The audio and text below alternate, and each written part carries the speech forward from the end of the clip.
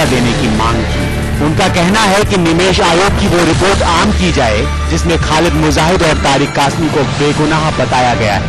यही नहीं, वो इस मामले की जांच स्वतंत्र जांच एजेंसी से कराने की मांग कर रहे हैं, क्योंकि बुखारी को देश की सबसे बड़ी जांच एजेंसी पर एतबार नहीं।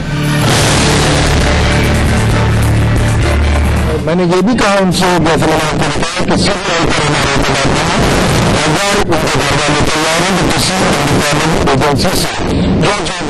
एजेंसी से इतना ही नहीं, बुखारी को सरकार से भी ये शिकायत है कि आतंकवाद के नाम पर जिन बेकसूर मुसलमानों को जेलों में कैद कर रखा है उन्हें जल्द छोड़ा जाए। इमाम साहब ने उन अधिकारियों के खिलाफ भी कार्रवाई करने की मांग की जिन अधिकारियों ने इन बेकसूर मुसलमानों को पकड़ा है। इमाम साहब थानों में मुस्लिम दरोगाओं की तैनाती की अपनी पुरानी मांग भी दोहराना नहीं भूले। रिपोर्ट पर मैंने जरूर कहा कि सेक्शन कमेटी की रिपोर्ट पर अमल दरामद होनी चाहिए और इसके मुख्तलिफ थानों में जैसे थानों में मुस्लिम ऑफिसर्स की तैनाती होनी चाहिए। अब बुखारी को कौन समझाए कि बेकसूर तो वो भी हैं जो कई दशकों से पाकिस्तान की जेलों में यातनाएं झेल रहे हैं। कभी कभी उनकी यातनाओं को भी याद कर लिया करें। बुखारी साहब को तब ये याद क्यों नहीं आया जब सरबजीत को सरेआम पाकिस्तान की जेल में इतना तड़पाया गया कि उसकी मौत हो गई। बेकसूर तो वो भी था। और तो और बेकसूर तो वो भी थे जो वाराणसी और फैजाबाद बम ब्लास्ट में मारे गए थे। अनूप सिंह, लखनऊ, के न्यूज। और इसी पर बात कर लेंगे अपने पॉलिटिकल एडिटर दुर्गेंद्र सिंह चौहान जी से। दुर्गेंद्र जी, जो सवाल हमने अभी उठाए थे उनका जवाब हम आपसे पूछना चाहेंगे कि सरबजीत की याद क्यों नहीं आई बुखारी साहब को? जो बंगास में मारे गए उनकी याद क्यों नहीं आई बुखारी साहब को? अब जबकि वो आतंकवादी मर गया है तो उनको याद आ रही है। हाँ, बिल्कुल सही है, सही सवाल है तुलिका। ये जो उत्तर प्रदेश की जनता भी बुखारी साहब से पूछना चाहेगी और देश के लोग जो जिम्मेदार लोग हैं वो भी पूछना चाहेंगे कि मुझे नहीं लगता कि कहीं ये जो कचहरी के ब्लास्ट हुए थे, सीरियल ब्लास्ट हुए थे, शायद मुझे नहीं ध्यान पड़ रहा कि बुखारी साहब ने कहीं कोई शोक संवेदना व्यक्त की थी और कहीं जो इन ब्लास्ट में मारे गए लोगों के प्रति कभी उन्होंने कहीं कोई संवेदना उनकी नहीं नजर आई थी। मुझे लगता कोई बयान उनका नहीं आया था और ना ही वो किसी विस्फोट में मारे गए किसी व्यक्ति के घर गए थे, ना ही वो किसी सपा के मुखिया से मिले थे, ना ही कहीं बसपा के मुखिया से मिले थे, ना ही कहीं भाजपा और कांग्रेस के मुखिया से मिले थे। ये अच्छी बात है कि आप एक समाज के लिए खड़े हो रहे हैं, लेकिन आप एक ऐसे देश में रहते हैं जहां सभी धर्मों को, सभी वर्गों को, सभी जातियों को बराबर स्थान दिया जाता है, बराबर सम्मान दिया जाता है और संविधान से ऊपर कुछ नहीं है। एक बात जो सामने अभी आई है कि बुखारी साहब जैसे मांग कर रहे हैं कि हर थाने में एक मुसलमान दरोगा हो, तो कल ये क्षत्रिय मांग करेंगे क्षत्रिय दरोगा हो, ब्राह्मण मांग करेंगे ब्राह्मण दरोगा हो, दलित मांग करेंगे दलित दरोगा हो, तो ये तो फिर हिंदुस्तान की पुलिस, उत्तर प्रदेश की पुलिस बचेगी नहीं, संविधान बचेगा नहीं। मुझे लगता है बहुत गंभीर बात है। उस जो परिवार पीड़ित है उसकी मदद होनी चाहिए। पुलिस हिरासत में मौत है, वो आतंकी थे या जो भी है उन पर आरोप है, अभी चूंकि सजा याफ्ता नहीं वो है, आरोप पूरी तरह सिद्ध नहीं हुआ था, तो एक बंदी की मौत अपने आप में गंभीर मामला है। इसकी न्यायिक जांच होनी चाहिए, गंभीरता से जांच होनी चाहिए। लेकिन मुझे नहीं लगता कि इस मामले की सीबीआई जांच, इससे भी लोग हतप्रभ हैं कि सरकार का ये इस फैसले से निश्चित रूप से लोग हतप्रभ हुए हैं और वाकई उनको आश्चर्य हुआ है। जी, तो अर्पिता, देखा आपने कि जिस तरह से दुर्गेंद्र जी ने बताया कि जिम्मेदारी एक जिम्मेदार पद पर बुखारी साहब हैं और इस तरह की मांग जो उन्होंने कर दी है और इस तरह के बयान जो उन्होंने दे दिए हैं, तो जाहिर तौर पर पूरा यूपी और पूरी दुनिया, पूरा भारत इस वक्त हतप्रभ है और वो जानना चाहता है कि वो उस वक्त क्यों खामोश थे जब सरबजीत की मौत हुई थी, उस वक्त क्यों खामोश थे जब ये सीरियल ब्लास्ट कचहरी में हुए थे जिनका आरोप खालिद मुजाहिद पे लगा। बिल्कुल तुलिका, ये एक बड़ा सवाल यहाँ उठता है। और फिलहाल अगर बात करें लोकसभा चुनाव की, तो उनको देखते हुए बीजेपी अध्यक्ष राजनाथ सिंह ने भी अपनी चुनाव टीम का ऐलान कर दिया है और माना जा रहा है कि बीजेपी की राष्ट्रीय कार्यकारिणी के बाद एक बार फिर टीम राजनाथ में नरेंद्र मोदी का सिक्का चला सकती है। और उनके कहने पर ही अमित शाह को उत्तर प्रदेश का चुनाव प्रभारी बनाया गया है, लेकिन पत्रकारों से बात करते हुए राजनाथ सिंह ने ऐसी किसी भी बात से साफ इनकार कर दिया है। अमित शाह जी को उत्तर प्रदेश का इंचार्ज बनाया गया, क्या नहीं करना चाहिए था? नहीं, क्या उसके पीछे रीजन क्या है? रीजन क्या, कहीं कोई रीजन नहीं होता। हमारे जो महामंत्री हैं उनमें से एक वरिष्ठ मंत्री हैं और एक सफल राज्य के वह मंत्री रह चुके हैं, तो उनको बनाना कोई अपराध तो है नहीं।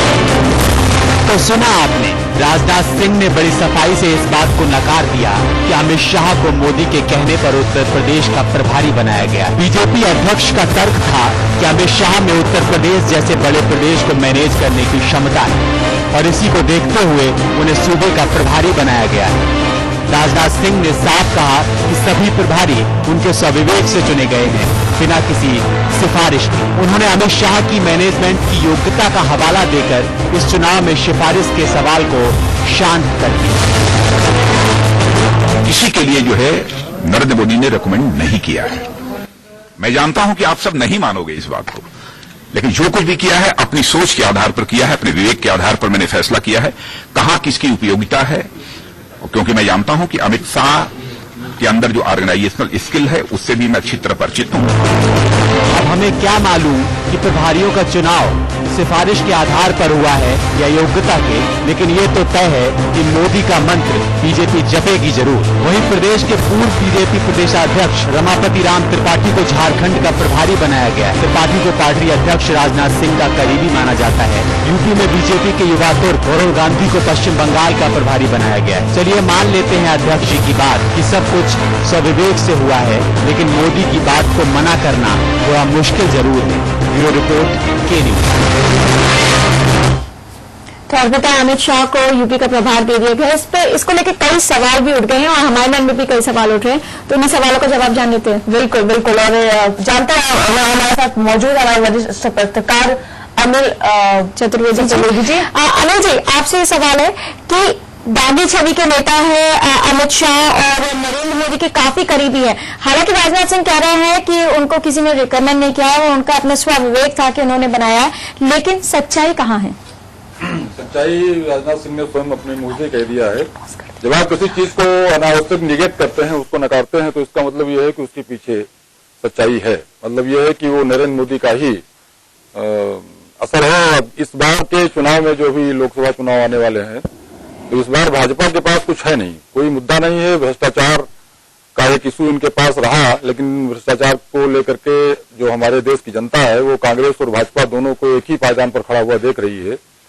तो इस मामले में जो पहले अटल जी कहा करते थे कि भाजपा ये इसको पार्टी विद द डिफरेंस, तो वो चीज रह नहीं गई है। मतलब भाजपा और कांग्रेस में अब हमारे देश के लोग जो है कुछ फर्क महसूस नहीं कर पा रहे हैं।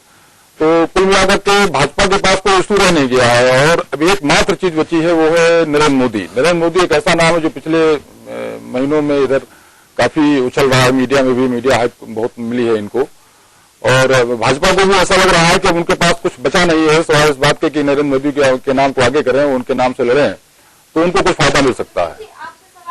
कि हिंदूवादी छवि के नेता हैं अमित शाह, घोर कट्टर हिंदूवादी छवि के नेता हैं और रामपुर में वो अपनी पहली जनसभा करेंगे।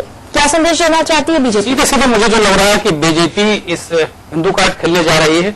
मंदिर मुद्दा उसे मालूम है कि मंदिर के मामले में पूरी तरीके से जनता ठगी और छली महसूस कर रही है।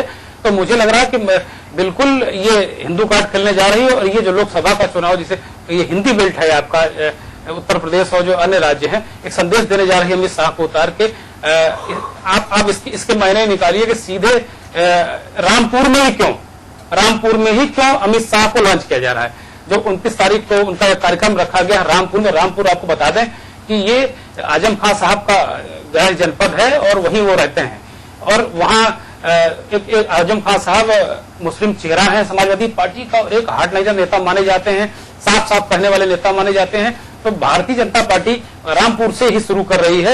इससे सीधा सीधा यह है कि युद्ध का ऐलान, जो चुनावी युद्ध का ऐलान है, वो सीधे सीधे अपना कार्ड वो रामपुर से खेल रही तुलिका। जी दुर्गेन जी, तो देखा अर्पिता आपने कि जो सवाल हमारे मन में उठे थे उनका जवाब आपको मिल गया होगा। बिल्कुल तुलिका। फिलहाल यहाँ पे वक्त तो चला एक छोटे से ब्रेक का, जल्द होगी वापसी। और ब्रेक के बाद हम आपको दिखाएंगे कि आपका दिन कैसा रहेगा, साथ ही ये भी बताएंगे कि योग के जरिए आप अपने आप को कैसे फिट रख सकते हैं। अखबारों पर भी रहेगी एक नजर।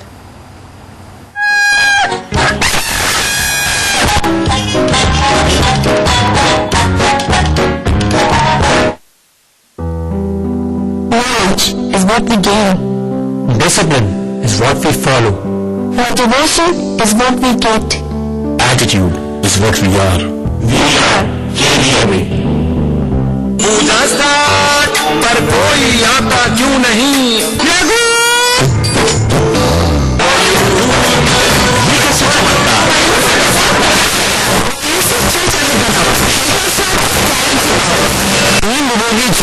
₹4 का समोसा और ₹1 का अजी ₹1 का लाजवाब जी हुजूर बैन मसाला। लाजवाब खुशबू, लाजवाब स्वाद, खाइए जरूर लाजवाब जी हुजूर बैन मसाला। खाइए लाजवाब जी हुजूर सिर्फ ₹1 में और मुस्कुराइए हुजूर।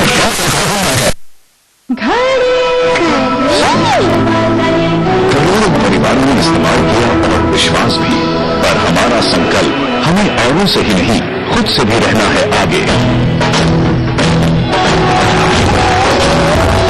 हमने बनाया बेहतर को और भी ज्यादा बेहतर। देश है महाशक्तिशाली घड़ी डिटर्जेंट पाउडर।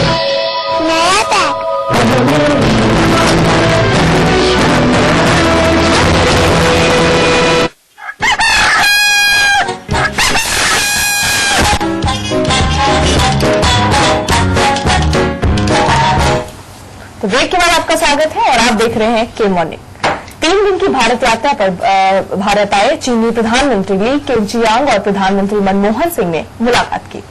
दोनों देशों के प्रधानमंत्री के बीच सीमा विवाद के अलावा कारोबारी और अंतर्राष्ट्रीय मुद्दों पर भी बात हुई है। आज प्रतिनिधिमंडल की वार्ता के बाद दोनों देशों के बीच व्यापार, कृषि, पर्यावरण संरक्षण और सांस्कृतिक आदान प्रदान पर कई करार होने की संभावना भी है।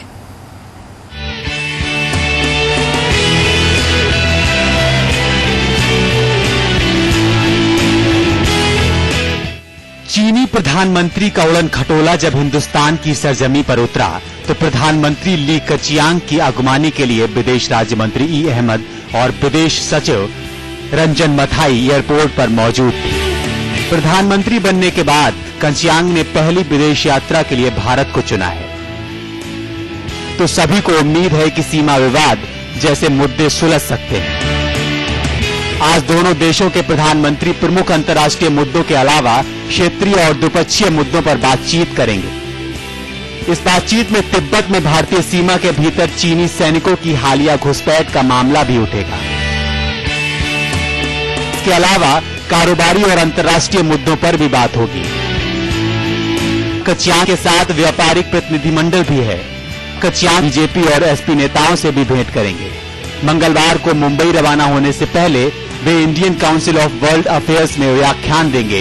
हिंदुस्तान के बाद चीनी प्रधानमंत्री पाकिस्तान, स्विट्जरलैंड और जर्मनी में जाएंगे। केचियांग 27 साल पहले भी एक प्रतिनिधिमंडल के सदस्य के तौर पर भारत आए थे। अपनी उस यात्रा को याद करते हुए उन्होंने हाल में ही कहा था कि तब की मधुर यादें उनके जेहन में आज भी ताजा हैं। ब्यूरो रिपोर्ट के तो आगे बढ़ने से पहले यहाँ पे रुकेंगे एक और छोटे से ब्रेक के लिए, लेकिन आप कहीं मत जाइएगा क्योंकि ब्रेक के बाद हम आपको दिखाएंगे योग और उसके अलावा कैसा रहेगा आज आपका दिन, और साथ ही साथ अखबारों पर भी एक नजर डालेंगे।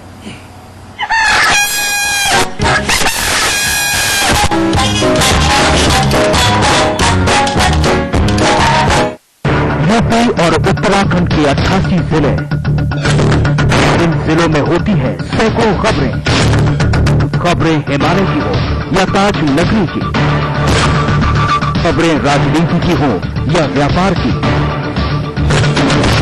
सबसे पहले सबसे खास हम लाएंगे आपके पास ये न्यूज खबरों का साथ।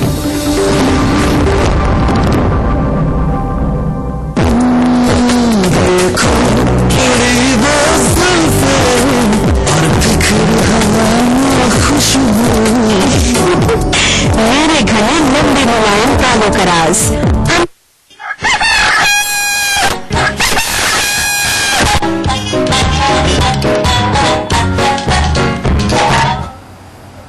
ब्रेक के बाद के मॉर्निंग में आपका स्वागत है। तुलिका, आज हम आपको कुछ ऐसा दिखाएंगे जिसे देखकर आपके मुंह से बरबस से निकल पड़ेगा, वाह क्या बात है। क्या आपने कभी जीभ से नाक को छूकर देखा है? नहीं, मैंने तो नहीं देखा। नहीं देखा है तो ट्राई कीजिए। नहीं कर पाएंगे आप? तो दिखाते हैं आपको, लेकिन बरेली का एक